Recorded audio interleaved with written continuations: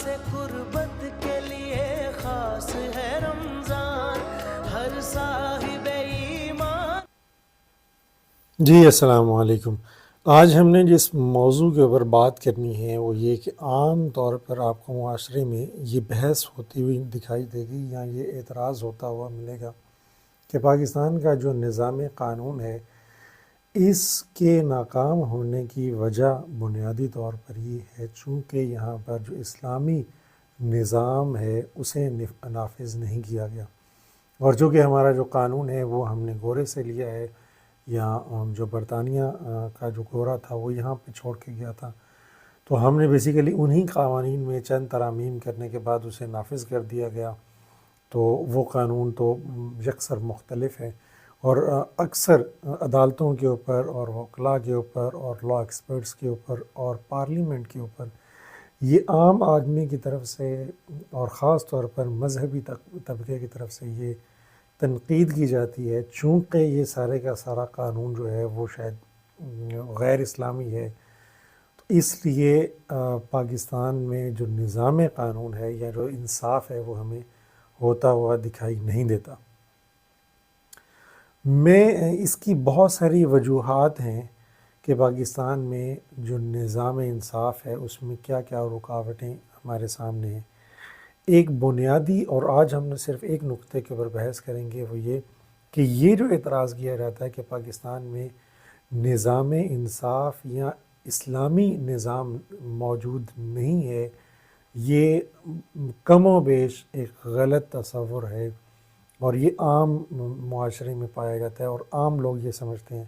کہ پاکستان میں تو اسلامی قانون ہی موجود نہیں ہے، اگر جتنی سخت سزائیں اسلام نے دی ہیں اتنی سخت سزائیں اگر پاکستان میں سر عام دی جائیں تو جیسے سعودیہ میں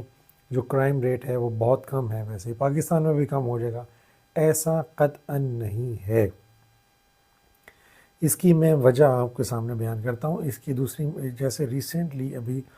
سینٹ میں ایک بل پیش کیا گیا جماعت اسلامی کی طرف سے کہ جو سزائیں ہیں ان کی جو انفورسمنٹ ہے وہ پبلکلی کی جائے، یعنی کہ جو سزا دی جاتی ہے وہ سر عام دی جائے، تو جو ہے وہ کرائم ریٹ جو ہے وہ کم ہو جائے گا، جو کسی وجہ سے جو ہے وہ بل پاس نہیں ہو سکا۔ بنیادی طور پر پاکستان میں ملٹیپل اسلامک لاز آلریڈی موجود ہیں جو پیورلی اسلامک لاز ہیں، یعنی کہ نام کے اعتبار سے بھی اور ڈیٹیل کے اعتبار سے بھی اگر آپ ان قوانین کو پڑھیں گے تو آپ کو معلوم ہوگا کہ وہ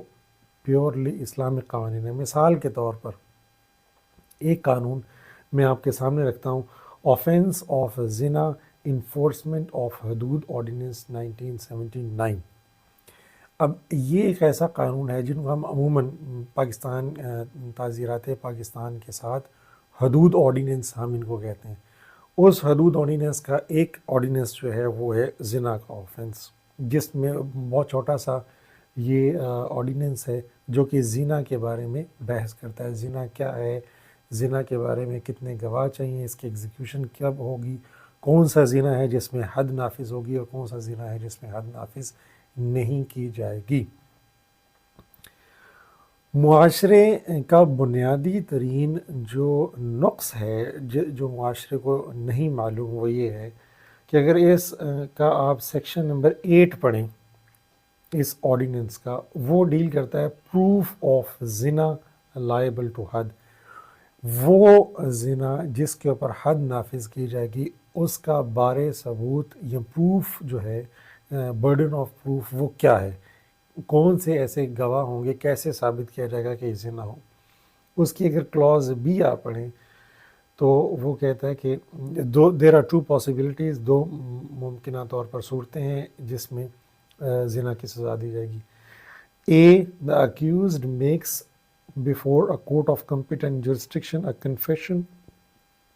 of the commission of offense، یا تو جو ملزم ہے وہ خود اپنے اوپر لگے ہوئے الزام کا اعتراف کر لے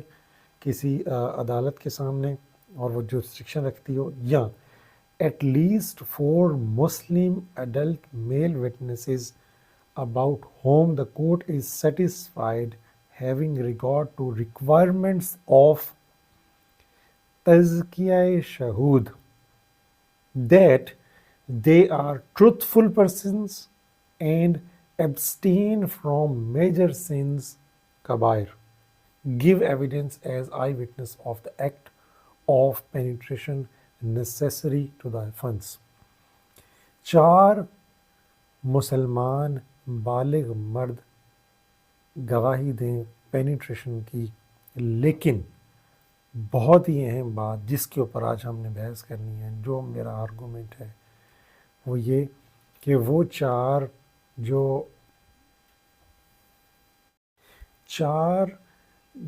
مسلمان مرد بالغ ہوں، وہ پینیٹریشن کے، وہ حدیث میں آتا ہے جیسے سوئی کے اندر دھاگا داخل ہوا ہے، اس کی گواہی دیں، لیکن وہ تزکیہ شہود کے اوپر پورے اترتے ہوں۔ اور 2 باتیں لکھی گئی ہیں، پہلا وہ سچ بولتے ہوں، اور دوسرا وہ ہمیشہ کبائر گناہ سے اجتناب کرتے ہوں یا بچتے ہوں۔ اب آپ روڈ پہ چلے جائیے، اپنے آپ سے سوال کیجئے کہ آپ ایک سچے انسان ہیں، آپ جھوٹ نہیں بولتے۔ اچھا، عام لوگوں کے بارے میں آپ کا کیا خیال ہے کہ ہمارے معاشرے میں عام طور پہ جھوٹ نہیں بولا جاتا؟ چلیں اس کو ہم چھوڑ دیتے ہیں تزکیہ شہود میں۔ بہت ہی اہم بات دوسری شق کے اوپر آ جاتے ہیں کہ آپ گواہی دینے کے قابل تب ہوں گے یا زنا کا آفینس، زنا کا الزام تب ثابت کیا جائے گا جب آپ کے پاس وہ 4 مسلمان مرد گواہ موجود ہوں جنہوں نے پینیٹریشن بھی دیکھی ہو، اور پینیٹریشن تو چلیں وہ دیکھ ہی لیں گے، لیکن وہ ہمیشہ کبائر بڑے گناہوں سے انہوں نے ہمیشہ اجتناب کیا ہو۔ آپ کا کیا خیال ہے پاکستان میں کتنے لوگ نماز پڑھتے ہیں؟ ابھی تو رمضان ہے تو مسجدیں بھری ہوئی ہیں، عام دنوں میں آپ کی کیا خیال ہے کہ پاکستان میں نماز پڑھنے کی کیا ریشو ہے؟ 100 میں سے کتنے لوگ نماز پڑھتے ہیں؟ تو کبائر بڑے بڑے گناہوں سے آپ بچتے ہوں، کتنے لوگ چغلی کرتے ہیں پاکستان میں؟ اس کا مطلب یہ ہے کہ معاشرے میں وہ تزکیہ شہود کے وٹنسز ہی موجود نہیں ہیں جن کی بنیاد کے اوپر کبھی نہ کبھی اگر وہ برڈن پورا ہو جائے تو اسلامک سزا کا نفاذ کیا جا سکے۔ تو آپ یہ کیسے کہہ سکتے ہیں کہ پاکستان میں اسلامی قانون موجود نہیں ہے اور اس کا نفاذ نہیں ہوتا؟ نفاذ اگر ان اینی کیس اگر کوئی شخص یہ حد کے آفینس کا الزام لگا کے اور اسی طرح کی اس پروسیڈنگ میں چلا بھی جائے تو وہ ثابت ہی نہیں ہو سکتا، چونکہ معاشرہ عموماً اس تزکیہ شہود کے اوپر پورا ہی نہیں اترتا، چونکہ معاشرے میں عام طور پر تمام لوگ